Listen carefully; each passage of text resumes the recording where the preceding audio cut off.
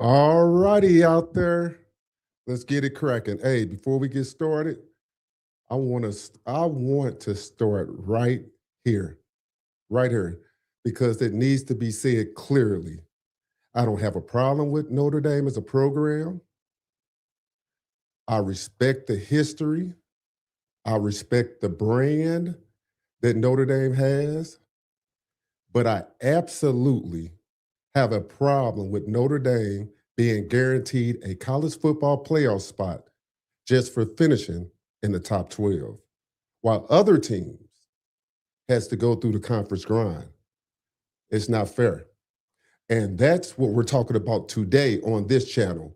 Because if it was a conference, because if conference mattered, if conference championships mattered like they are supposed to, then why are we carving out special rules for a team that chooses not to be in one?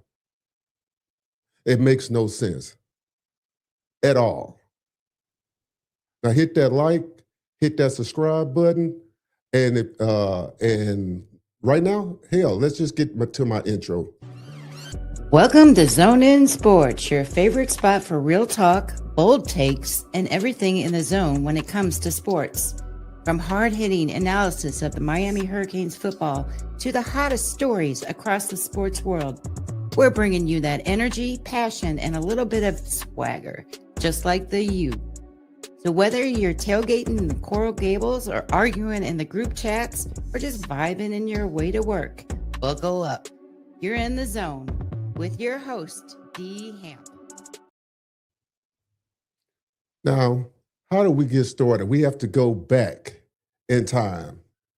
Starting in 2026, Notre Dame is not eligible for a first round bye, which I think is a false fallacy, but we'll get to that. But it's guaranteed a playoff spot if ranked in the top 12. Okay. So how do we get here? First, let's talk about the committee. The new rules for 2026 and beyond. The College Football Management Committee, which is comprised of 10 FBS conferences and Notre Dame athletic director. Sounds a little fishy right off the jump. Has approved changes for the 12-team playoff format. Under the changes, the 5 highest ranked conference champions are guaranteed a playoff spot. The overall seeding is now based strictly on the committee's final ranking. No automatic bids, buys, ties to conference champions. I'm gonna stop right there. Now, we already know that we didn't have problems with the committee in their rankings.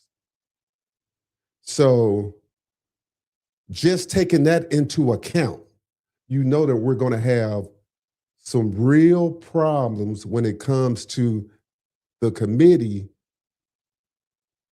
choosing the correct 12 teams to be in the conference, which is it's crazy that we're still talking about this a year from now. Notre Dame, of course, as an independent, gets a special guarantee if they finish inside the top 12, but they can't be left out the playoff field. Now, the crazy part about this, I knew about this about, I guess, a month or so ago, before the college football championship started. And it was rumblings then, and it's just amazing how it came to the light now, which is just beyond me, that it took this rule committee and the Notre Dame commissioner to carve out an exception for Notre Dame, which is just totally not fair for the conferences at all. So I don't know what they're actually going to do, but so let's just be clear. Is it about rankings? It's about protection. Now, if you disagree, put it in the chat. Notre Dame gets the safety net no other at-large team gets, and we cannot deny that. So how could that be fair? It's not about equality at all. Now, I know a lot of you going to ask me, well, how is it unfair? That's a great question. How is it? Now, check it out. It's unfair to the conference teams because they take on more risks. I would almost assure every football fan knows that their team that's in the conference know that they take on more risks.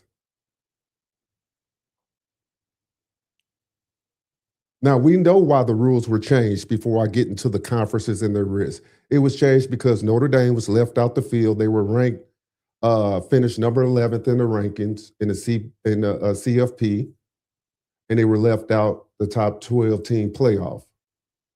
The committee ended up taking Miami ahead of Notre Dame. I don't think Notre Dame issue really was with Miami per se.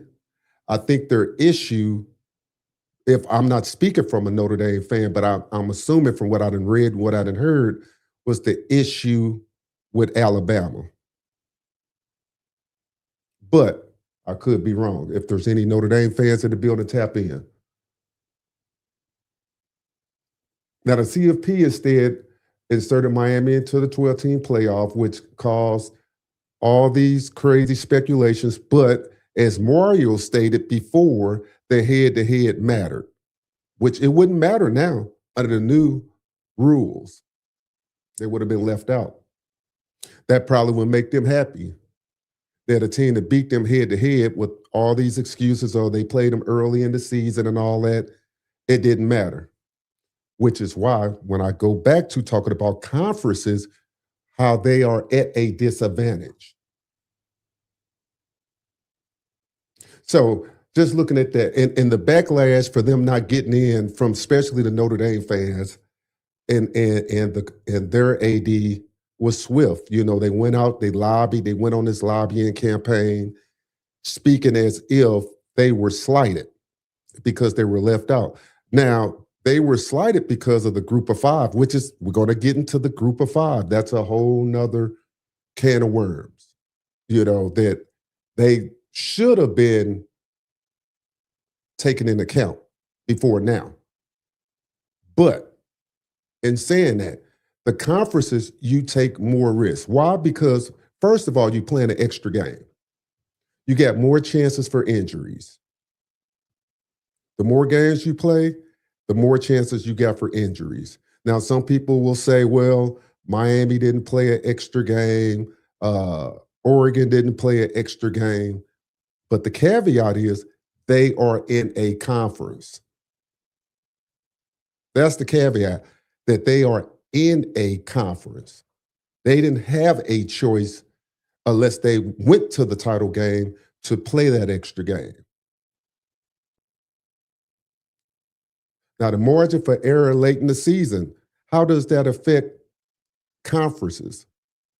Okay, so you have teams like Alabama and these guys that had to go play in conference championship games. You have a team that's 11-1, go play, well, we could say BYU. They go play Texas Tech twice. They played them twice. They weren't supposed to be punished per the committee. Correct? If I'm wrong, somebody let me know if I'm wrong. But they actually were. And they probably would have took Notre Dame over BYU. So there's no chance for error on a team that's in a conference when you go to a conference championship game under these new rules. Because Notre Dame already secured that 12th spot. Makes no sense to me at all. So yeah, you can go 11-1. You could play in a conference title game, lose, and that one loss can knock you out. How is that fair? Notre Dame, they're done after 12 games. Makes absolutely no sense at all. One team gets protected, one team gets tested twice, like BYU, and the other one gets protected for not playing.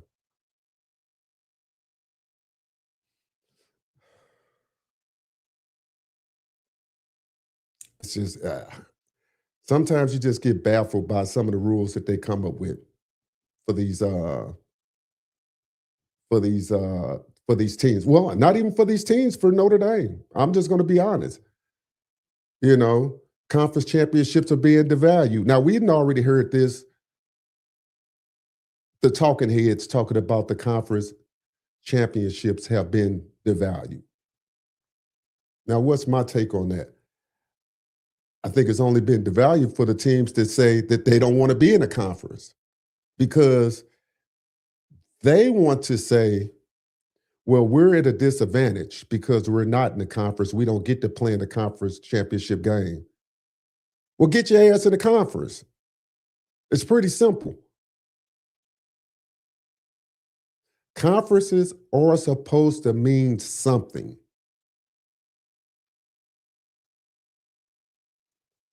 Or why do we have them? Now, I will say this. The conferences have fault too. And I'm specifically talking about the SEC and the Big Ten. Why?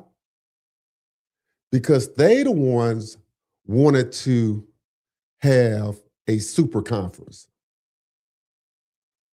They the one that wants more teams in their conference, which puts teams in their conference at a disadvantage. They the ones that want to make the ACC and the Big 12 like they second tier conferences. So the SEC and the Big 10, they're not alone of criticism. They feed to the problem also.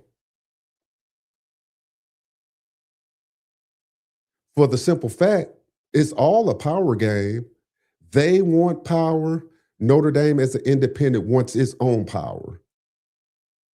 But they want to crap on the other schools, and they want everybody to believe that these other schools should be happy and that they're not on their level.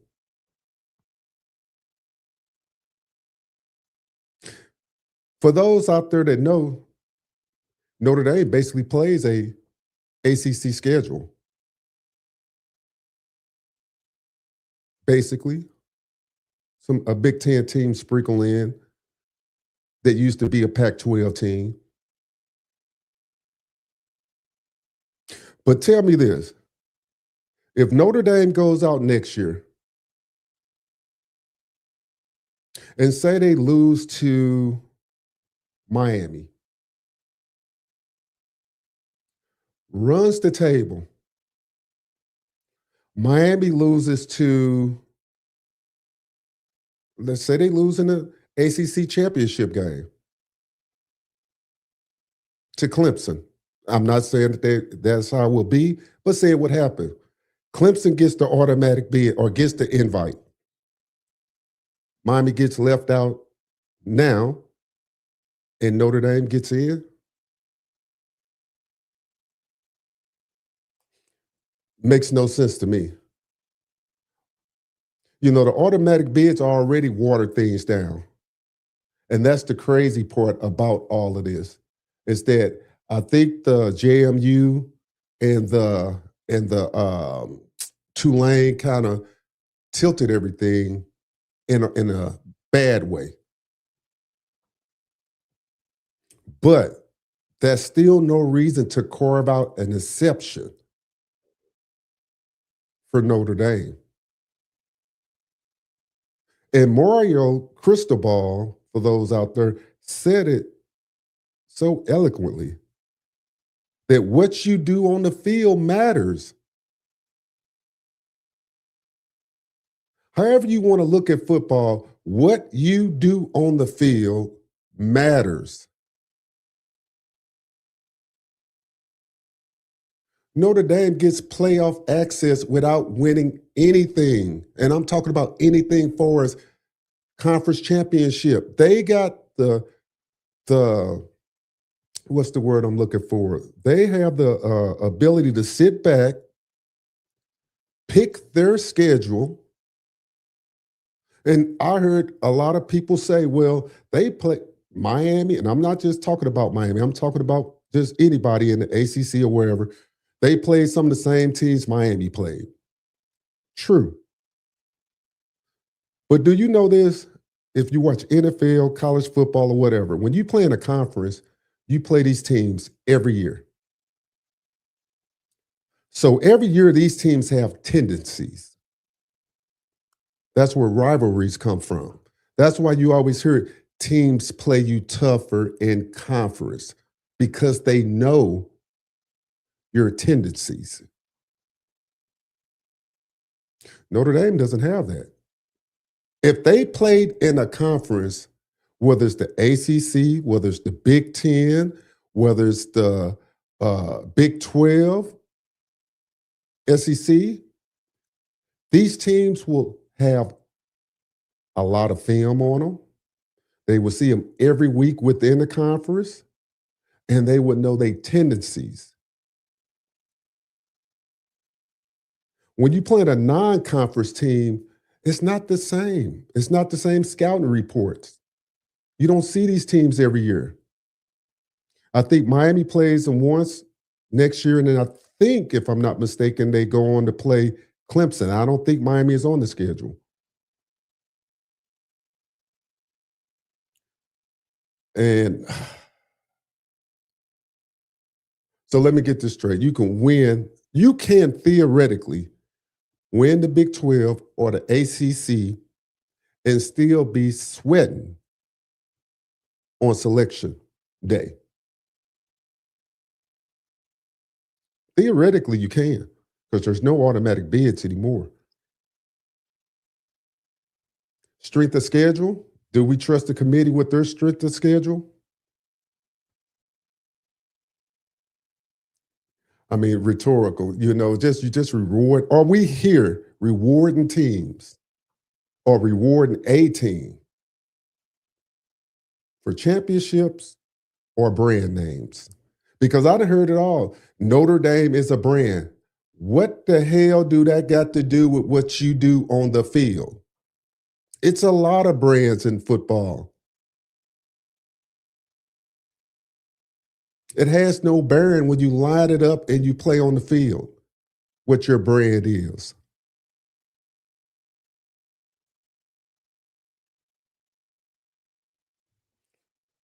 Now, they want you to believe that it isn't about independence. Or I'm telling you it isn't about independence. Let me put it like that. It's about leverage. Now, why would I say that? Notre Dame had the ability to be in a conference. Now, I already know you all have heard the talking heads talk about during COVID how the ACC took Notre Dame in and then they voted after that, which is true. But do you also know it's only two independent teams? Ask yourself why.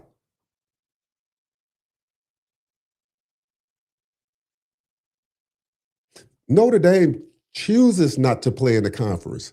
They can't even say the money aspect because last year when Clemson, I think it was last year, when Clemson and Florida State joined the lawsuit to try to leave the exit the ACC, they changed the pay structure, which Miami benefited from this year, that if you make the playoffs, you get to keep the revenue. So this year, Miami kept all the revenue that they earned throughout the CFP. The same thing Notre Dame would have done as an independent. Now, We could talk about the TV rights. We do know they have that exclusive TV right, but we all know something could be worked out. Texas went through the same thing when they were trying to lead the Big 12 about the TV rights, and I know they worked something out. I don't know the whole particulars, but they worked something out. So again, you have to ask yourself why.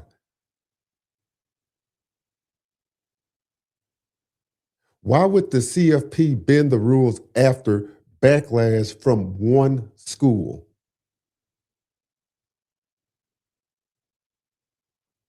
Because I really feel this way. If it was about fairness for independence, how come UConn doesn't get the same offer? UConn is an independent. How come we don't give UConn an automatic 12th bid and they're an independent? Ask yourself that.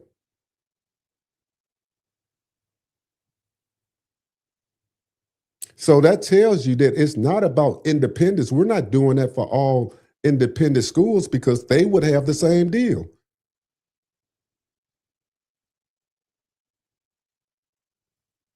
So if a school decides to go back and be independent, can they get that same deal? No. So the theory or the thought that they needed this deal because of their independence is it's just a crock of bull.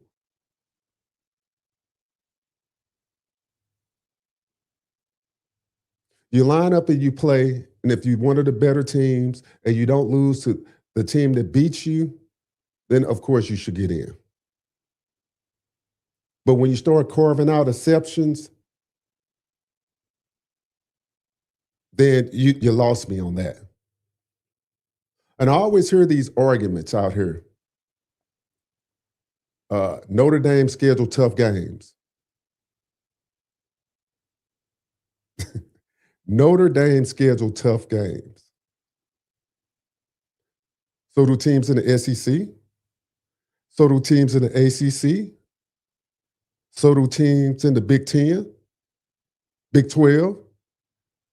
So what the hell that got to do? Oh, well, they schedule tough games, which we all know that's a fallacy too. But this is how they're trying to get you to buy into that scaling tough games is unique. It's not unique. It's about avoiding playing in a championship game. See, I'm gonna tell you something before I move on. After they lost, you heard some of the truest stuff. You always hear a lot of true stuff when people are upset. If you sit and listen, and you start hearing people talk about, well, I wouldn't have wanted to play in the bowl game because why give ESPN all that money? Remember how you kept hearing that narrative? Why give such and such all that money? Because it's all a money ploy to them. They want to control their destiny, pick their own teams, stack it up the way they want to stack it, and get paid. Because if it was strictly about football, they'll join the conferences like everybody else.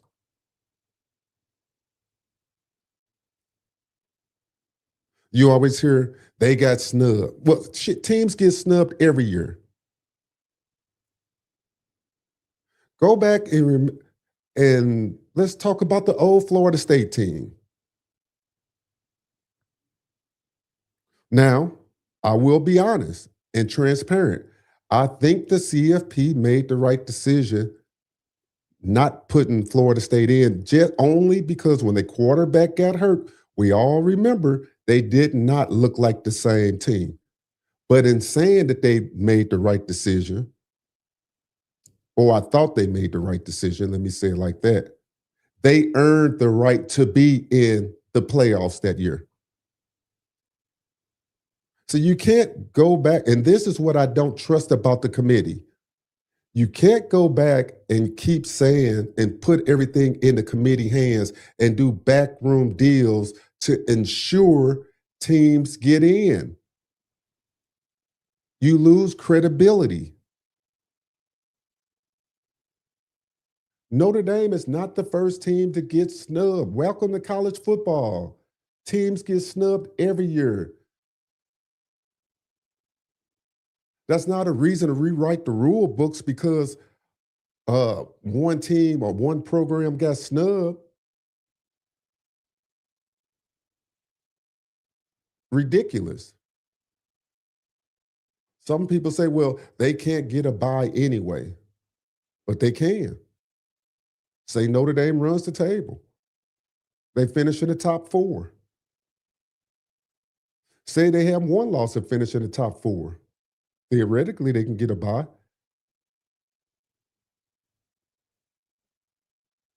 But in saying that, they also can't lose a title game either.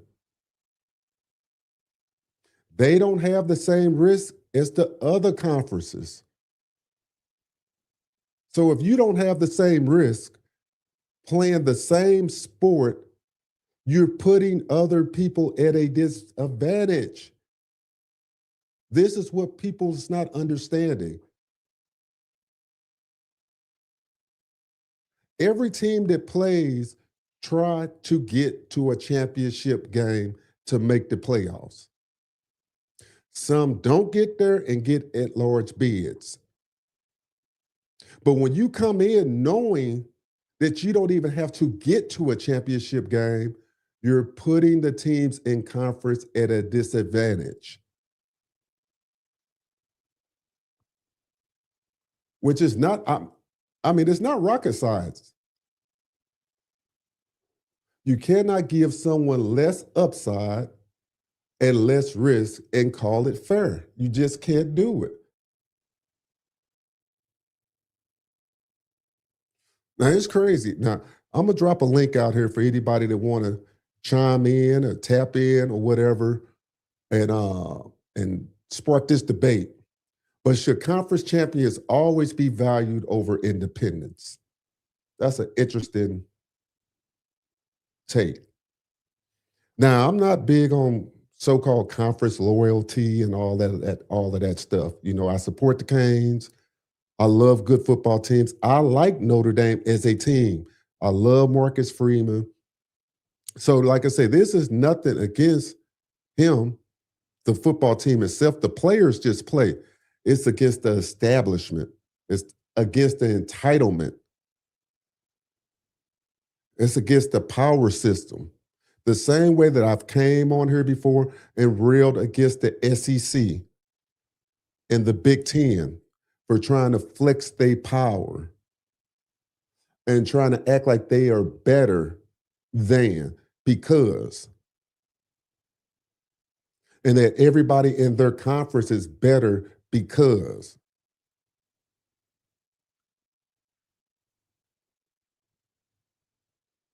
And it's crazy. Let me drop this link in here 1 second for you guys in case somebody wants to come on. I'll hide your face so you can't be seen. Let's see here. Give me a second, you guys.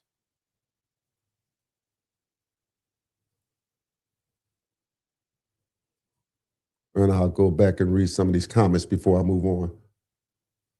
So, should conference champions always be valued over independents? Yes. It's a reason why there's only 2 independent teams.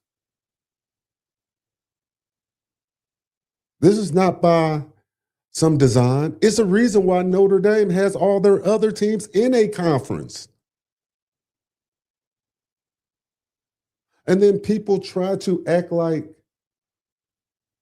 their football team is so much different than any other sport that's at their school. They have to twist themselves in knots. It's crazy. It's just crazy thinking.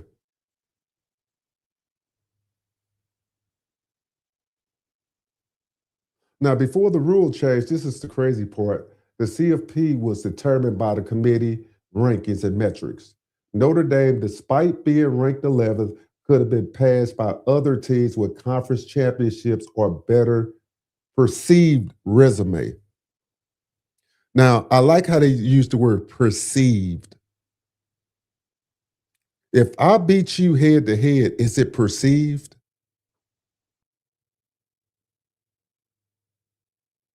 No.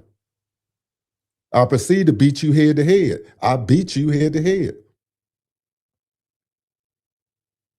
If we play common opponents and I beat the common opponents worse than you beat them, shouldn't that matter too? And I don't even like to get back into running up the scores like they did back in the early 1980s and the 90s when they had to, and you had the AP writing stuff and all that, and you basically had to blow teams out.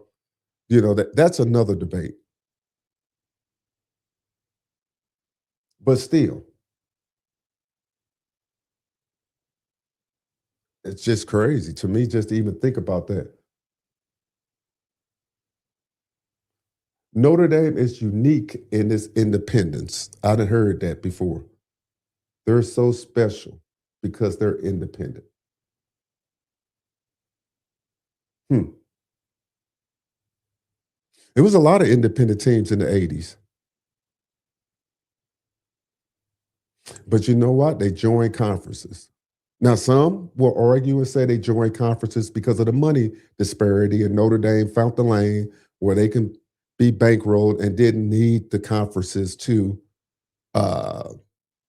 the conference's money. And it's fine. It's not about the money aspect because Notre Dame could figure out a way to get their money inside a conference.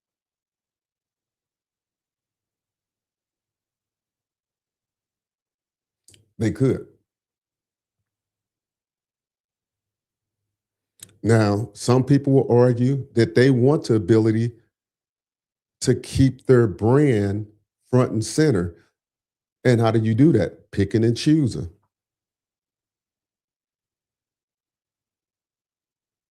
Now, I don't know. I mean, I follow a little bit of Notre Dame. I got buddies that's big Notre Dame fans, so they know that I'm not a Notre Dame basher.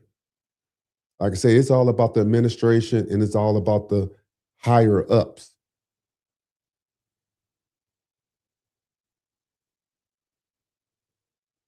But like I said, it goes back to fairness because if Notre Dame doesn't play in a conference championship game, so it lacks the normal automatic bid qualification. So some people will say that since Notre Dame doesn't play in a championship game, it's unfair to them. I will go back and say, join the damn conference. And then to be fair, I got you coming up in a second, Mondo. Because what's stopping you? Nothing. I'm gonna bring Mondo up here before I move on.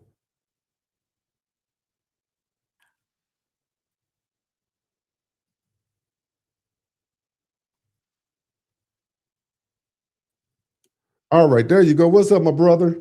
Good morning to you, brother. All right, how's it going today? Man, just trying to stay warm, bro. It's about frozen up here in Georgia, bro. I think y'all ain't got to worry about that down there in Miami, though. I'm up here in the Midwest, and we snowed in too. Oh yeah. Y'all getting it worse than us. Yes, sir. What you got for me today? Yeah, man. First of all, man, congratulations on a great season, man. I'm gonna go ahead and say go out on a limb and say this, man, off the top. My bold prediction for 2026: Indiana and Miami gonna run it back in Vegas. Y'all are gonna run it back. Y'all are gonna be kind of equivalent to what Bama and Clemson was. Yeah, because to me, from what I see on paper, y'all two of the most loaded teams coming back. Y'all will go undefeated this year. I'm gonna say this right now. Nobody's beating Miami this year. Y'all will go undefeated. Y'all will run the table in the ACC. finish 13-0, get to the playoffs with a bye. Got to handle that bye. You know, the bye got a little curse to it, but it's tricky. depending on who you draw. Yeah. Yeah, but Ohio State got a tough schedule, bro. I don't see them winning in Austin. I don't see them winning in LA when they go to USC. Those are 2 L's I think they're gonna take, and then they got to go to Memorial Stadium in Bloomington and play Indiana. So don't be surprised if the Buckeyes is there with 3 losses or 2 losses, but they'll still get in the playoffs. Right. My dogs. I don't think we got enough weapons on offense. Our defense is going to be elite, but I don't think our offense will be, and that we'll get to the playoffs, but we'll come up short. The championship elite, there's only 2 teams going into 2026. In my opinion, that is Indiana, Miami. Y'all, both of y'all are super loaded this year. Indiana will be better this year than they were last year. And so will Miami. I agree. I agree. What do you think about the Notre Dame bias? Or do you think it, don't let me put words in your mouth. Do you think there's a bias? Oh, absolutely, man. Absolutely. It's okay. So now they're walking it back. The fact that they can get a bye. And I'm glad you made that point before you brought me up. A lot of people don't realize it. Notre Dame can get a bye. Heather Dinich mentioned it last season. They can get a bye now with the 12-team format. That was for the 14 format that they couldn't get, but now they can get a bye. So they can run the table, go 12-0 and be sitting there. I don't think they'll get a 1, 2, or 3 seed, but they'll get a 4 seed. So let me give you a solution to this. We have the power, because the Power 4 has the power. The NCAA is terrified that the Big Ten, the ACC, the SEC, and the Big 12 will just come together, form a super alliance college football league, and break away from all this other mess. Number one, this group of 5 crap needs to stop. They need their own playoff. The group of 5 and the group of 6 need to merge division and have their own playoffs.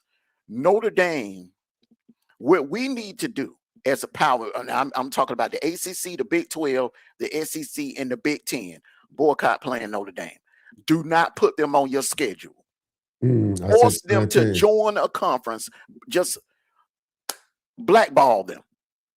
And we have the power to do it. And I don't understand why the Big 10 commissioner, the ACC commissioner, our commissioner, Greg Sankey, and the Big 12 commissioner don't come together, get on the same page, and put an end to this group of 5 crap, and put an end to this Notre Dame skating by with an easy schedule and not playing in a conference championship.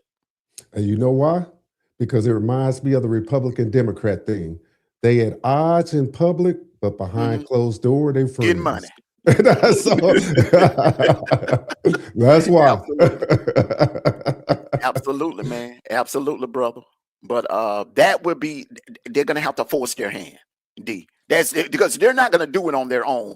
Like you said, man, they getting the best of both worlds, man. Yeah. They get that, they got the NBC deal. And when they're playing on the road, if you notice, when they're playing on the road, they're playing a team that will draw numbers. So they're still on TV. They're gonna, if they play in an ACC team, they're gonna be on TV. If they play in an SEC school, they're gonna be on TV. If they're playing a Big 10 school away, they're gonna be on TV regardless. When they go to the playoffs, they don't have to share nothing. They keep all of their revenue. Right. So, which they changed. Now, do they do that in the SEC? Because I know the ACC changed last year because of the lawsuits that Clemson and Florida State had brought, and they allowed teams this year to keep it, and that's how Miami was able to keep all the proceeds this year in the playoffs. I wasn't sure if the SEC did the same thing. No, we got to share. Got to share? Okay. Share. Yeah, Big 10 and the SEC, we spread the wealth. It's like socialism, college football style, man. Yeah, to me, that's a rule that needs to change, because to me, the teams that earn their way in, they should reap all the benefits of the playoffs. I mean, you already got the large TV deals within the conference. So once they get into the playoffs, they earned that right. And they shouldn't have to share with the bottom dweller of the conference. Like the My Wake personal opinion. Forests and you know what I'm saying, the Wake Forests and the North Carolina States, and they ain't getting nowhere near a playoff. Right. It makes no sense. So if it's one thing, and I'm hard on the ACC that they did right. Two, Mm, they changed the playoff structure for the ACC, and they allow teams to keep that money. But in saying that, Armando, they only Clemson hopped out the door on that because they thought they were still going to be a power. mhm, Remember, and that's why they originally brought the suit, because they was the one claiming it was unfair for them to pay, the Wake Forest, and then mhm, they fell off. Florida State hopped on because they thought Miami didn't join the suit. They just kind of set back, and then they just reaped all the benefits this year of them going and filing that suit mhm, of that. So really, it was kind of disingenuous when Clemson did it, because they really thought they were going to be really good this past season, and they turned out and floundered. So, and they didn't get to reap any of the benefits from that. But mhm. that's neither here or there. But going back to the Notre Dame argument, how do you feel about the conference, like them not being in the conferences, and the disadvantages of them, of a Georgia having to play in the championship game, having a chance to maybe have more injuries or whatever? And we know injuries part of football, but if I'm playing more games than you play, I'm at a disadvantage. Yeah.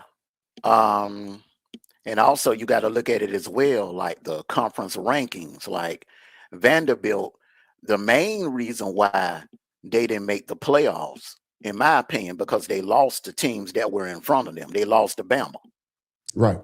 And that kind of put them down in the pecking order. Where if they had it like Notre Dame, where they weren't in a part of any conference and they was just sitting there with 2 losses, they get in. Yeah. Yeah, Yeah. they get in. So it's crazy, man. Not playing that conference definitely. They don't have to risk any injuries, and then but not being in a conference, because you see what's getting ready to happen with the NIL and the transfer portal. What's going on in the SEC is happening in the Big Ten now. Now the Big Ten is going to start beating each other up because they are loaded. Yeah. And if you're paying attention, it's getting ready to happen in your conference too, brother. Because Yeah. Louisville coming. Yeah. Yeah. Louisville is coming, brother. Louisville They been had a coming the good last couple of transfer years. portal. Yeah, Yeah. they had a good transfer portal cycle. Yeah, Yeah. yeah. And they So got a couple of guys from South Florida on that team. And the interesting dynamics of this is that with the NIL that's going on here, and it's kind of like what's going on with this Mensa thing, um, that I've been going back and forth with people about, is that Duke is a little salty about it. I understand, and they saying the contract, but again, we can't have it both ways on contracts, because technically players are not employees of a university. The NIL contract is for specifically money earned on name, image, and likeness, which doesn't tie you to the university. It ties you to the marketing part of the contract. The colleges, not just Duke, all of them are trying to skirt this fine line because they don't want to pay medical insurance. They don't want to be responsible as classifying these young men as employees. mhm. Now they want to start suing them, but then they saying that a breach of contract and trying to stop them from enrolling in school. But how are you going to stop him enrolling in school if he's not an employee of the school? He didn't sign a contract to be a student. He signed a contract for name, image, and likeness, sales of jerseys, uh, uh, uh, ads, and things of that nature. So it's that fine line. They got to figure this out somewhere along the line. I don't know how they're going to do it, but signing this contract and then making us think, the fans think that, oh, he's locked into the school for 2 years, and he's not. No player is. I don't care what you have him signed, unless if you work at, we'll just say, Amazon. And Mm-hmm. most of these corporations would be like, hey, you can't work at Amazon and FedEx at the same time. Why? Because you're an employee here. We don't allow you to work for the competition. Unless they go to that model, but you have to classify them as an employee. So it's going to be interesting and fascinating how they work this out. I don't know. Mm-hmm. It's just one of those things. But I do know one thing is that Notre Dame, I think sitting at the public, just look how the public perception is going on this, and they haven't felt this kind of heat in years. I think after this boiled up to the surface and people seeing this now, I don't think the commissioners will get together and agree on this again. I don't know how long this contract, I think it goes to like 2030, maybe. I don't know. I have to go back and check my notes, but I don't think they will do this again. I'm Well, surprised people weren't outraged months ago when I found out about a month ago. well, I think what they did was they did a 1-year extension because they were supposed to go to 16 teams. Right. So because they didn't go to 16 teams, because the Big Ten commissioner wants 24 teams, which is ridiculous. You're taking away from the regular season. I don't think any sport should do a 24 team postseason. Now, college basketball is different because Right. you got so many teams involved. That's different. Okay. College baseball, softball, all of that is different. Football, you can't put all that wear and tear on these kids Mm-mm. and extra games. So 16 would have been perfect. And I'm gonna be honest with you, D. They need to get rid of the conference championship game. Yeah. Yeah. I mean, that's what it's coming to. It doesn't mean anything. Right. But why? The question is, why? Why do we let it get devalued to that? That's what I'm trying to figure out is that how do we come to the point to where the conference championship games have been devalued? That's the interesting part because I think a lot of it had to do when it started getting the super conferences. If they'd have left it, if Texas and all of them wouldn't have tried to leave the Big 12 and all of them to try to join these super teams and these super conferences, it would have been just great. Texas could have made the conference championship game in the Big 12 if they'd have been in the Big 12. Mm-hmm. Or Oklahoma. If Oklahoma wouldn't have left, they probably would have won the Big 12. Mm-hmm. So, they kind of bit their hand. They was in a good situation. They made the playoff, but Texas didn't. But the point I'm saying, some of these teams like USC and Oregon and them, they shouldn't even left the Pac-12. But it was all a money grab. They was like, we gotta try to consolidate these teams. So it's a big mistake to me. I'm with you trying to go 24 teams. To me, I don't even think they should expand the playoffs because then you like it at 12? I like it and I'll tell you why I like it at 12. It's because even though people will try to come up and say, look what Indiana did, this and that. But Indiana, people forget, were ranked pretty high at the beginning of the season. Yeah. Miami was ranked pretty high. They was ranked at one point number 2 in the nation. Mm-hmm. So some polls had y'all number 1. Yes. So it's no shock that the teams that were in there, Georgia, Miami, Indiana, Oregon, Bama, these teams were all ranked high. Name me a team that was ranked 24 that showed us anything. So my point is, it's only so many teams that really got a legitimate shot.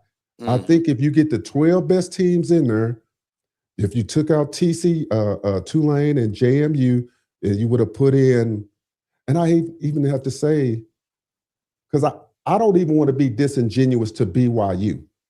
Mm-hmm. Even though people were down on BYU, I think if you go out and you lost 2 games to the conference champions, the only fault I have, they lost bad to them. But they lost to them, and then you say you put Notre Dame in that lost to 2 ranked teams. Some people say Bama shouldn't have been in. But if you'd have put Notre Dame, Vandy or, whoever you put in, I think it would have been we wouldn't even be having this discussion. I don't even think Notre Dame would have pushed the issue. But the problem is if they would have put Notre Dame in and you would have left Miami out, that was the thing that people... We wouldn't be here. Right. We wouldn't even be having this discussion. So it's like hindsight 22. Right. But the reason why Miami really got in, the public pressure. It was a lot of public pressure on ESPN, Fox Sports about how are you going to, because now the integrity of football is getting questioned. It's like, how are you going to put this team in that beats you head to head? And you want to put him in or put this team in that beats you. And that's where I think it all kind of came unraveling. And then Notre Dame started pushing back. It isn't about Miami, but it really was. Because that was the argument at the beginning. Then it was about Alabama.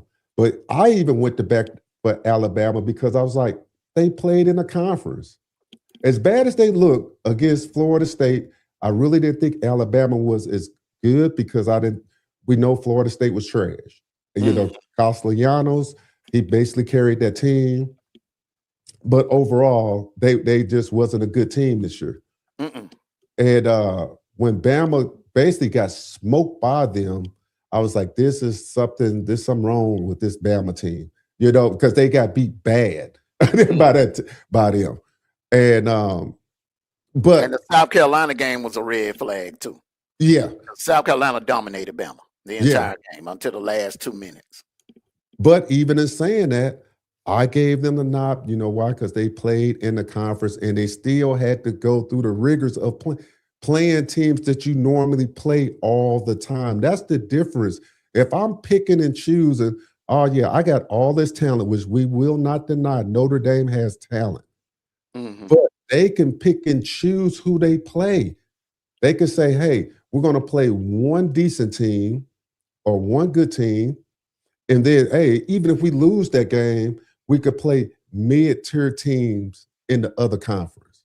And we know we got better talent. It's not like they're saying we're going to play Clemson, Florida State, and Miami all in the same year. And I don't care what you think of those two, Clemson and Florida State, but it's something to say when you have to play all three of them in conference every year. So, and that's what they get to avoid.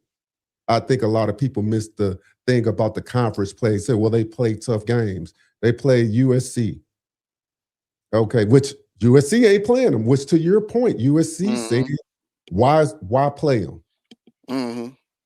Miami should have did the same thing, but I think contractually they signed, they got to play them next year in Notre Dame on the 7th. So, yeah, and I hope y'all will beat the break. Y'all will beat the brakes off them. Yeah, they'll come into that game undefeated, but y'all gonna embarrass them. Yeah, so that's going to be one of those sticking points that I think a lot of people really, and I like to say, it's no knock against Notre Dame. I got tons of Notre Dame friends. We all get along. We joke back and forth. It's the establishment of entitlement. That's what I don't like about the Notre Dame. Well, even some of their fans, not the fans that I know, but a lot of their fans are entitled because I got tired of hearing if we would have been in the playoffs, we would have beat. We would have beat Ohio State. We would have beat Ole Miss. We would have. I don't even think they would have beat the Aggies. I don't think they would have beat the Aggies or Ohio State or us. Right? Yeah. That's what I'm saying. But that's the entitlement because they feel like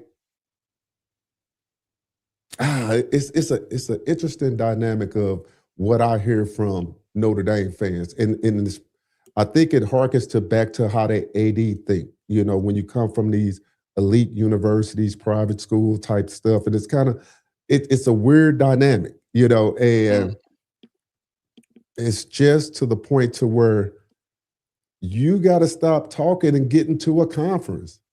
It's not that hard. But again, it's the money. And I would argue and say the competition. Now, that's the point I want to make. Because, see, back in the days, when, at one point in time, man, back when I was in school, man, my team we were sorry. We was losing like 5, 6 games a year. So I would pull for Miami and Notre Dame until y'all played each other. Miami was my team. Mm-hmm. But back in the Ricky Water days and the Rocket Ismail days and the Tony Rice days, man, they played a loaded schedule. Yes. They would play Penn State, Bama. They would play y'all. Sometimes they would play Tennessee, Michigan. They would open the season up with Michigan.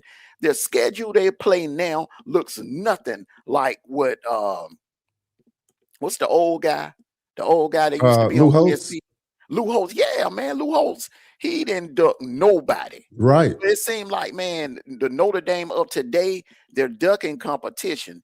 And see, I understand y'all are locked in. You have to play that game this year. You can't do what USC did, right, and pull out. But in 2027, man, all Power 4 conferences need to blackball Notre Dame because, see, the thing is, they're going to be forced to schedule a whole bunch of FCS teams and Group of 5 teams and Group of 6 teams, and then what the committee gonna do then? If they 11-1 or 12-0 and no ranked Power 4 wins, well, you looking at them like you're looking at the Boise State and JMU now. Right, because this is my point. Even with that, if you're going to carve out this exception, how come you didn't carve it out for UConn? They're independent. Exactly. If they're independent and say UConn run this, say if UConn actually goes 11-1 next year, I guarantee you they still won't get in. I'll put some money on that, and they're independent, so you're not going to carve out something for them. So that on its face makes it unfair when they try to use the independent argument. Mm-hmm. Mm-hmm. Yeah. They should at least have to play each other. UConn and Notre Dame should have to play each other. And I'm going to tell you something else, too. Notre Dame should be required to play Indiana. That's your in-state rival. The two fan bases hate each other. So why not play them, schedule them at the end of the season? Like y'all got Florida State and y'all have to play Florida every now and then. Why Indiana and Notre Dame are not playing each other? That baffles me. That really does. I never even thought about that. I've never even thought about that. That would have been interesting. And put it on. To me, they picked their schedules. They could have chose that schedule this year. They could have said, "Hey, put us on your schedule." They go out there and freelance, or they could have did it 2 years ago. You know, when they picked up Clemson for the after that, which I don't know why Clemson would agree to play them. Oh, Clemson is playing them now next year. I think in next couple of years. I think when Miami fall off, they picked up Clemson. I think. Yeah, they picking Clemson now because they know Clemson, their ceiling is low because Dabo is never going to mess with the transfer portal. He don't believe in really paying players. So if they are paying players, they're lowballing them. They're not paying like Miami, Ohio State, Georgia, LSU, and Ole Miss. They ain't doing it like that. No. And they got people out there, and I've seen a little bit of Dabo's interview where they're championing him, calling out LSU. And I'm like, he's not telling us nothing we don't know. We know it's tampering going on. The problem is you the only one crying about the tampering. Exactly. That's the problem. It's like we all know these agents or a friend of a friend calls the athlete and say, "Hey, man, they want to get you over here, blah, blah, blah, blah, blah." That is what it is. You know it. But if they boosters open it up to you, you say you won't do the same thing. But if them boosters get on his ass, he gonna do the same thing. Or he's gonna basically just quit. Which I probably see that if he have another down year, I know he got that big contract. I know he dived into the portal a little bit more this year. But if it don't work out, I don't see him sticking around after. Yeah, they're gonna buy him out. They're gonna do him kind of like what Florida State did to Bobby Bowden. Yeah, because buy him out and then make it look like a retirement.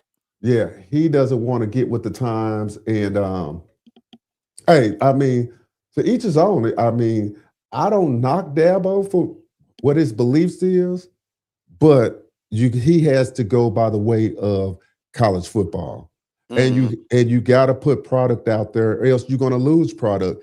I didn't like what he did before when he was telling kids and he was recruiting kids, telling them they can't go on any recruiting trips once you sign with us or whatever he used to say. Ain't no other school doing that. You know, Mhm. a kid could you want a kid to go see as many schools as possible. Mhm. Make up your mind, but he want to lock them in on a recruit 18-year-old and saying, yeah, if you come here, you can't go to another school and you got to sign this saying you won't go visit any more schools. Like, come on, man. And he put that rule in after he won his second national title. See, the thing is, he got too big for his britches. He Right. assumed that Florida State, Miami, and the ACC was going to be a cakewalk for the Yep. next 10 years. He assumed that. He didn't see y'all coming. But Right. I was telling Georgia fans, after that season y'all had in 2017 when y'all were doing the turnover chains, I said, they didn't get in the playoffs. But this program is back. They're gonna be Yeah. a problem going into the 20s. I said, Miami is gonna be a problem by the early or the mid 20s. They're gonna be a problem. Yeah. And you see them coming. You see it. And like I said, you see the ACC is probably going to be better. Virginia was pretty decent this year. Mhm. Uh, uh, NC State, Louisville, Louisville. NC Wake State, they need a Forest, couple of more pieces. Wake Forest mhm, had a good defense. Pittsburgh played solid. They just mhm. didn't have a lot of skill players. And SMU is gonna be much improved too. And watch out for SMU, Cal. yeah. Mhm. Some of the teams got to figure out in what Clemson figured out a couple of years, what Florida State figured out, what Miami figured out this year is that there's an argument that's going around, but I'm seeing the last couple of years of college football in the college football playoffs. A lot of these spread teams, you can't win that national championship that way. If you look at all the teams that's been in the national championship from the Mhm. second round on, they're power, they built on physicality, they built on toughness. You Mhm. know, and a lot of teams in the ACC and the Big 12 run that spree. It kind of hurt Texas Tech this year. Texas Tech is going to learn something from getting a head beat in on the offensive side of the ball. Defensively, they played well. Mhm. Offensively, they couldn't do nothing. Now, they you can't finesse your way through the Mhm. playoffs. Mhm. You're going to have to be able to move men in the playoffs. So I Mhm. wish more teams will get that way, and you see some teams in the ACC that's trying to go to that mode of more of a power style. You could be explosive at times, but you got to be able to be physical, and especially when you get to the college football playoffs. And that was the SEC brand. That's how they. Mhm. That's how people respected the SEC so much more because they were so much more physical than any other conference. And then Mhm. The Big Ten always been physical because of the first of all where they play at. They play in cold weather. Where throwing isn't at a premium, so they had to be more run oriented, dominate like that. And they But build in the trenches. They known yes, for play in the trenches. Oh, yeah, Big Ten has always been tough in the trenches. right. So if some of the teams in the ACC and the Big 12 can get that way, I think it's going to be much, much better. And I think that after they start looking at the teams they have competed in, especially in this year's playoffs, last year playoffs, after the second round, they'll see that hey, it's a formula to this. You have to get quality linemen, quality defensive linemen, and great edge rushers. If you got those things, like I said, it could carry you a long way without being super explosive. You don't have to be putting up 40 points a game, Mm-mm. No, you know, if yeah, you can that was hold like people 10 to the years ago. 20s. Yeah, that was 10 years ago. It's Yeah, 2016, 17. You ain't got to do that no more. yeah. Mm-mm. So to wrap this up before we went down, before we hop off of here, is that I want to just let everybody know, and I wanted to let you know Mhm. about this. Isn't about Notre Dame the organization. It's about fairness. And I think a lot of people missing the boat thinking maybe you or maybe I are trying to make it more about Notre Dame, but it's like fairness towards football. And you can't be fair if you locking in somebody telling them that, hey, you get to pick and choose and just finish in the top 12 would just get you in. You know, Mhm. especially when you don't even, I don't know how much you trust the committee. I don't trust the committee, you know, so I don't Uh, know. what makes me nervous about it is, okay, so off the top, you getting the 12th spot taken, which is the group of 5, okay? So that's a spot that's going to be taken from a deserving team, a deserving team that could come from the ACC or the SEC or even the Big 12 or the Big 10. And then Notre Dame is going to take up a spot, guaranteed spot. So if Notre Dame is ranked 12 and so if Notre Dame is okay, so let's just say if Notre Dame is 12 or 13, they could still get in, because that group of 5 team has to get in. So even if you are in front of Notre Dame, that's going to bump you out because that guarantees them a spot in. Right. Right. And how is that? And that's my whole thing. If you could theoretically, like I said, you could be Clemson and go 12 and 0 or 12 and 1, 11 and 1 and Mhm. face Miami undefeated, lose to Miami and be Mhm. knocked out the And playoffs. be knocked out. Yes, sir. Yes, sir. That You was the know, perfect example. That perfect example you just laid out. Yes, sir. it makes no sense.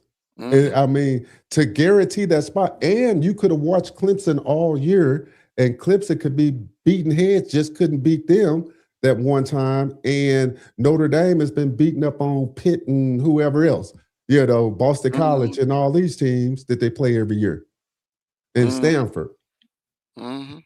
So I mean, that's the fairness of the whole debate that I think a lot of people miss. A lot of people, I think, if people get out of their feelings on the Notre Dame side, they will understand why some of the media is coming as hard as they coming. Some of us as fans and podcasters are coming at them kind of the way we come at them. It's because it's the fairness aspect, because there's no other team before the season start is guaranteed a playoff spot. No matter who they play, they just finish in the top 12. If the committee can give you this deal before the season even start, tell me the bias that's going in after the season start, when they get back in the room. Yeah. You already gave them a deal before the season started. So now the committee's going to be back in the room already currying you favor from last year and talking about, yeah, well, yeah, we told them that if they in the top 12, yeah, well, Mhm. BYU looks a little better, but yeah, well, I Notre Dame, we better put them on in. I'm like, They're gonna have to now because I'm gonna tell you, I'm gonna lay out a scenario. Say if say if I'm just gonna use Miami. I know y'all gonna be in the top 4 when it's all said and done. But let's just say, hindsight, if Miami is sitting there at number 11, Notre Dame is sitting there at 12, and let's just say Memphis is 13. They're the hmm, highest group of 5 conference champion. That's gonna bump y'all out. Whoever is at number 11, that's gonna bump you out because you got to make room for the group of 5 champion, and then you got to make room for Notre Dame. So that's gonna bump that number 11 team out. That's the problem I have. yeah. And that's a huge problem, Mhm. because now you're going to have the biggest problem is you can't make everybody happy.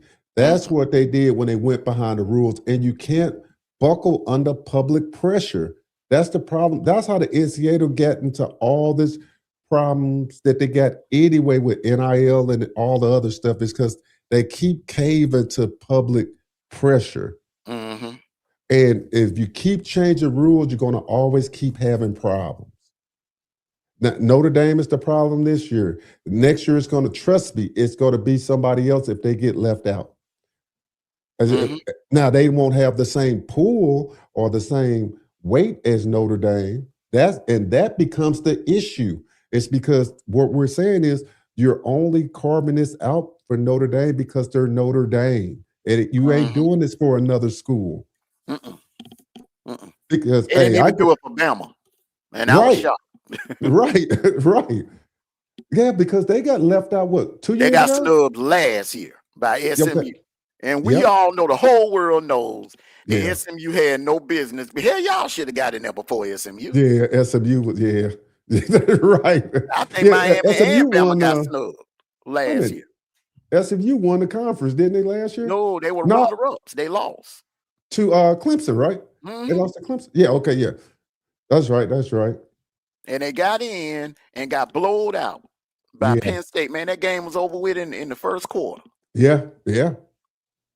True, facts. And that's the crazy part, is Mhm. that, so I don't know how they will figure this out next year. It's going to be interesting. I guarantee you it's going to be controversy. We say it today. We'll come back a year from now. I guarantee you it's going to be some type of controversy of somebody getting left out if Notre Dame, because I know they play, I'm trying to think of they two non-conference, well, they don't play in the conference. What games they played is tough. I think it's just Miami Miami and and BYU. BYU. Yeah, That's it. BYU. Yeah, BYU. So But they have to theoretically, go to Provo, and they got y'all at home. right. So, So, but the thing about it though, they could lose both of them games, still get in. right. And that's the crazy part, because then quality of wins don't matter. That's the whole point that people is having the issue with Notre Dame, because a 3-loss team can be better than a 2-loss team if Yes, they played better talent in the 3 absolutely. losses. Hmm. And I think that's how people was really sour on the Vandy aspect. You know, they was like, you talking uh, Notre Dame? Well, hell, we think Vandy was better, or whatever. I don't know. I think Notre Dame, and I don't know shade. I really thought they had a good team, Hmm. and they should have been in. I thought they had a good team. I don't think they were as good as a lot of people, as Indiana or Miami. They think they were better than all. Oklahoma and Bama. Yeah, Those are two teams in the play that made the playoffs that I can honestly say with a straight face that Notre Dame was better than right, Oklahoma and Bama. right. Because I think had Notre Dame made the playoffs, Notre Dame would have went in that slot where Bama was at. Y'all would have been playing A&M regardless. Yeah, And Notre Dame would have been playing Oklahoma. Notre Dame beats Oklahoma, go to the Rose Bowl. I'm not saying they would have beat Indiana, but that game would have been a hell of a lot closer. yeah, yeah, yeah, yeah, yeah. It would have been a lot closer. They had some dogs up there. I think Indiana probably would have gave them a lot of fits just because of the way they played defensively. Hmm. And I think, but Jeremiah Love, he was a difference maker. But I think that Indiana team was just on a mission. I Yeah, think yeah, yeah. I think they would have kind of bottled him up. And on it, me saying that, big games this year, if you check Jeremiah's stats, he really didn't put up big numbers against quality opponents. Mm-mm. No. So I know I get a lot of flack from Notre Dame fans for that, but I just like to go back the last couple of years and check when they played quality opponents. Go back and check his numbers, even in the playoffs where he made some good runs, but check his numbers out. And I love him from a home state, so it's no shade. I Mm. wish him well in the league, but I just say, hey, it's all about numbers. So the point that I'm making is I don't know if they would have got past Indiana just No, because they it's would have so lost fast. their Rose Bowl, but they would have Yeah, definitely beat Oklahoma. right, right. Yeah, Oklahoma was so one-dimensional Mm. that, and then what was that quarterback name? He just wasn't right after he broke his hand or whatever the heck he did. Or John Mateer. yeah, material. Yeah, Hmm. yeah. He just wasn't. He just didn't look like he was himself after that fact, whatever injury he had. So I And was just they didn't have any playmakers. This is one of the first seasons that I can remember that an Oklahoma team didn't have any outside weapons for yeah, their quarterback. yeah, yeah. Well, they relied on him so much in his legs. That was the crazy part about that. It was almost kind of like the even the Chambliss situation. I thought Chambliss, I know he didn't have to rely as much as on his leg because he had a good arm, and but I just thought that, to me, he should have relied more on his receivers, a little bit more himself. So some of these quarterbacks get put in a situation where it seems like they trust their legs a little bit more than they trust their arms and don't use the talent that they got around them, which is, or it could be the OC. I don't know. Because, like I said, looking at the Ole Miss game and watching them play a couple of times this year, it was just amazing how they kind of came on. I didn't see them coming as strong as they came. You know? I credit that more to y'all had one of the best secondaries next to Indiana. Yeah. I think Miami had like the top two. It's Indiana secondary number one, y'all secondary number two. So I credit that y'all did that to everybody. Then nobody, no team put up big numbers Right. or put up well putting up big plays on your secondary. So Right. I kind of knew going into that game that their running back Lacey would have to have a good game, because I said that in my pregame show. I said in order for Ole Miss to win this game, Lacey will have to do 100 plus, because you're not getting into that Miami secondary. And he got hurt after he ran that long one. He tweaked his hamstring or something and of that nature. So he just wasn't even effective after that, after he tweaked that. Now, Chambliss, is he gone, or is he still waiting on a ruling, or what? I didn't get the whole. I read the statement he put out thanking everybody, but I thought his stuff was still held up in court. We won't know. I think his is going to go kind of like with Pavia. Remember, we didn't get a word about Pavia until like July. Yeah. Remember, it was late. It was right before the season started. So I think that's how it's going to go with Chambliss.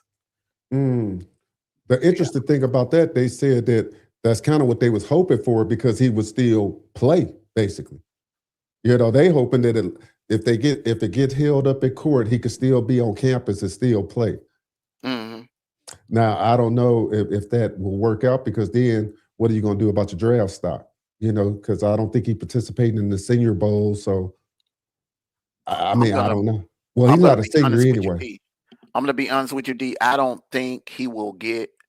Okay, I understand why he's doing what he's doing. Okay, so you think about it now. Let's look at the numbers. If you are a quarterback and you get drafted in the first round, you're going to get somewhere around 30 to 40 million. Right. Guaranteed to be a first round quarterback. So if you're in the second round, you slipping down to like 5, 6 or something like that. So what I'm thinking is that Ole Miss is doing the same thing to Indiana and Mark Cuban them trying to do. They probably, gonna give him like 10 or 15 million to come back. You heard what Indiana's doing. I don't know if you ain't heard, you want me to go ahead and tell you right now. What's that? Mark Cuban is offering Mendoza 39.5 million to come back for one season. Now that's guaranteed. He will not get that in the NFL. No. Because if he go to the NFL, he'll get like 37, 38. Right. Now you're gonna have to, some of that, you're not getting all of that. Some of that is going to a year 1, year 2, year 3. Right. Okay. And that's your rookie contract. We're talking about the 39.5. That's all in one wad for 2026. That's a lot of money. What would you do? I'll come back. I ain't gonna even lie. Hey, look, I ain't even mad at him if he come back. But then that's gonna be the other argument that the NCAA is trying to figure out, because this is what we've been worried and we've been saying about college athletics. You're gonna have people, because you've seen it in basketball where a guy was in the league or whatever, and he's trying to come back. He just got an injunction. Can't think of the young man's name. And he tried to come back and play for a team, and they blocked him right now for coming back. But you're going to have guys 25, 26, still playing college football, if not many, because it ain't few Mendozas out there, but it's going to be a handful that's going to get big money just to stay older, should have been going. Because Mendoza's what? He's a senior, isn't he? Yeah. So, I think Mendoza was the same age as Carson Beck, 24, 25 ish or something like that. But see, here's the thing, D. We had a quarterback at Georgia. This was back in the 90s, like 97, 98. I don't know if you remember Quincy Carter. Yeah, I remember Quincy. Yes. Okay, see, a lot of people don't remember this. Quincy Carter was a 5-star in football and baseball coming out of high school. He played baseball 3 years. And then he decided, hey, I want to pursue a football career. So he enrolled at Georgia and played college football with us. So by the time he graduated, man, he was like in his mid to late 20s. Mm. Yeah, man. So this it's not unusual. Back in the World War II days, the kid would get drafted at 18, go off to the war. The war lasted like 4 or 5 years, right? Right. 5 years. So they came back at the age of 25, enrolled at Alabama or Michigan State somewhere, played 4 years. When they graduated, they was almost 30 Right. with a family and kids. Right. It's not unusual, but I think it's more prevalent now. Well, Yeah, and it's weird because of we got to be honest about the COVID year and all that, which kind of threw everything out of alignment. So with that COVID year coming, throwing everything out of alignment, you started seeing people in the school 7, 8 years, which is crazy. Maybe get a medical red shirt, then red shirt a year or whatever. And so, but when you start offering kids or young men now, because they're not kids hell anymore, just they big grown men now. money, it's amazing. It's amazing to see. But ultimately, I don't think it's sustainable because ultimately, what happens because at some point, something's going to get capped, whether it's government regulation or whatever, because, the government going to be like, okay, look, we're going to have to start getting in this because now you might have shady money because, hey, Mark Cuban, a well-known brand, but hell, some of these kids from the hood and hell, how money can get funneled into stuff, and not, which has been going on since the beginning of the time, but it could be really pushed into athletics and stuff now. So it's at some point they're going to have to get some teeth or get an antitrust government body like you do the NFL, where you could give them teeth where they can't be sued. The NFL can't be sued, so you're going to have to do that. I think this is how these politicians are going to get involved. A lot of these politicians, are Miami alums, Alabama alums, Georgia alums. So if they are not liking what's going on, the ones that are not liking what's going on, then what they're going to do is put pressure on the rest of the Congress and Senate. Yeah. When then they're going to go to the president, whoever is in office at the time, and put pressure on the president. And I think that's how it's going to happen. It's going to have to start from the higher ups because the NCAA ain't going to do it. Right. And it's going to come from the other to be powers too, because as people really think that Indiana is a feel-good story, it's not good to the power structure. If people can follow me what I'm saying, so you're going to have these big brand schools like Miami, Georgia, Bama, Ohio State, all these guys that's really big, that can move stuff that's been around traditionally for years doing what they're doing. They're going to step in and start flexing their power. Like, hey, okay, do we got to go out there and find us a donor that gives one player $50 million next year to stay? Or are we going to be sensible about this and say, okay, you know what I'm saying? So, are we really going to turn this into a semi-pro league where we just offer everybody money, or are we going to cap? Because, I think the roster cap is 20.5 million, but then you can get donors to come in and donate whatever. So in saying that, put a cap on like a luxury tax. Do something. But that'll hurt y'all. That'll hurt your school, man. Because I'm telling you, man, you have no idea. The alumni, man, y'all have a ton of billionaires and millionaire alumni, man. Y'all will never run out of money, man. The thing is, the difference between y'all and Indiana, y'all still have a recruiting power. Y'all got the state of Florida. Y'all about to take over the state of Florida, because who want to go to Florida State? Who want to go to Florida? You want to go to Miami, man? Y'all got, look, man, y'all got the baddest women. Y'all got the nicest campus, the baddest uniforms, man. The only thing y'all missing, and I don't understand why y'all don't do this, y'all need to do like what SMU and UAB did. What's that? Build a stadium nearby your campus. They say Because it's the kind of ground. inconvenience driving all the way to Hard Rock Cafe. Yeah, they say Yeah. it's the ground. But I mean, even if they tear down an old Tropicana or wherever the heck the baseball team was at. Yeah, tear that crap down because they Yeah. ain't doing nothing. They ain't Yeah. doing nothing, bro. Right. Yeah. They should have just it's gotten held up in Congress from what I've heard and a bunch of stuff. And they say there's no ground to actually build where they wanted to build it at.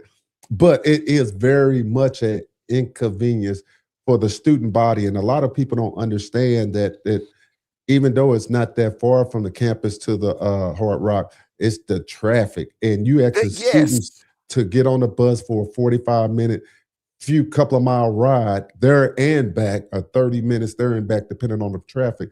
Students at that age, hell, their attention span not that long. So Where the road team, and I was explaining to people, man, they were like, how in the world the Indiana fan base take over Hard Rock Cafe? Well, it's simple.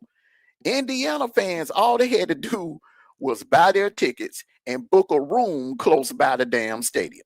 right. Which is convenient for them, where versus a Miami student or fans of the Miami Hurricanes, man, they have to deal with traffic and going all the way from South Florida, South Beach, and that area down there up to Hard Rock Cafe Stadium. Man, that's a commute Yeah, it's a and an commute. inconvenience. And the funny part, when I was down there, I was actually in North Miami Beach, but I actually watched the game with some alums and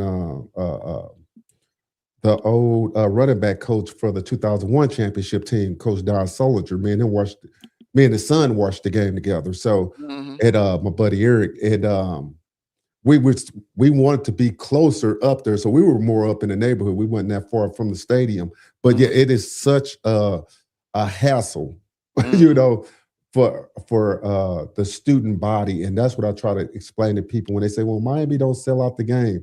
Well, the app first of all, it's extremely high to go to these games now, and it's something about that Miami that's different than some of these other. Like if you go to Columbia in Missouri, it's not really a big town. There's nothing really to do. Hell, it's everything to do in Miami. It costs for everything down here, So whether it's parking, whether it's is the darlings of the town now. It's getting back like it was in the 80s, where the Hurricane players could get in the club before the Dolphin players. It's crazy because it's like a lot of people don't understand when they talk about the community of the Hurricanes, since it's not a big student body, with them being a private school. And I've been privy just to go back behind the scenes and meet some of the boosters and stuff of that nature. And I'm really grateful for the access that I got, is that they are so really close knit because they're not on a public university for as number wise, but the people that they got are powerful and close, So, and that's the beauty of when people think of Miami, they think of us like a big university, like it's a huge, like a Bama or a Georgia, think the campus is that big. No, Miami's just a small little university. It's a private institution. Yeah. It's a beautiful campus, don't get me wrong, but it's not like this big sprawling. I'd have been to some huge campuses, and you're like, God, dog. Like this stuff is huge, and but to be that small and then still have a brand like a big school, that's the most impressive thing. And the crazy thing with them is that how they can just be fans everywhere. I think a lot of people can relate from the old Hurricanes to this new Hurricanes team, because you could tell that they really try to keep their home players home, which makes it unique all in itself. I think they had 3 or 4 true freshmen playing on the field in the national championship game. That's pretty spectacular when you think about Indiana had guys out there 23, 24. We got guys out there straight out of first year, no red shirt, out there playing, and that meant another reason why kids kind of want to come there, because they know they're going to get that burn. A lot of coaches, we all know this, will not give that fair shot to some young kids. It's kind of old, earn your stripe type stuff. But Mario under the thing, hey, if you can produce we're gonna figure out a way to get you on the field. You know, and that's pretty impressive. You know, that when you think of the talent that they got and some of those corners that was out there, freshmen out there playing against these guys all through the playoffs, and you know whether it's Fitzgerald that made the interception in the Ole Miss game, you know, freshman, you know, whether it's Malachi or, you know, some of these other guys, you know, it's just crazy to see, you know, that from that team, because you just don't really see that from a lot of teams that play a lot of freshmen. A lot of teams want to get older guys, but we kind of like, we want the most talented kids and we'll teach them up. I know a lot of Hurricane fans get mad because they always get mad about the development and, you know, what's the name of going to Ohio State, and that's another debate. And I always try to say it took Mario time to get his footing. Manny Diaz kind of, no shade against Manny. A lot of stuff, bad stuff happened. Players didn't really respect Manny, and the program was kind of going down the, you know, going the wrong way with Manny. You know, that's all I'll say. Manny went over to Duke. Much respect to him at Duke, and I think he did a fabulous job with Duke this year. Yeah, absolutely he did. But in saying that, it's just amazing to see just the knit that they have down there. And I think of some of the brands when I walk through the airport. I see Georgia hat, I see tons of Bama hat, I see tons of Notre Dame hats, and I see the U.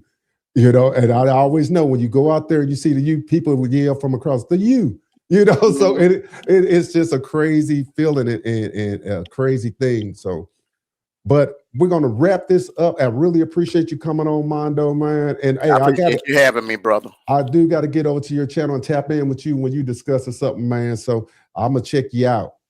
Okay, definitely, man. I, you know, send you the link through your email, man. And all right, then I appreciate it. Okay, brother. All right, later. All right, later, man. Enjoy the rest of your Sunday. All right.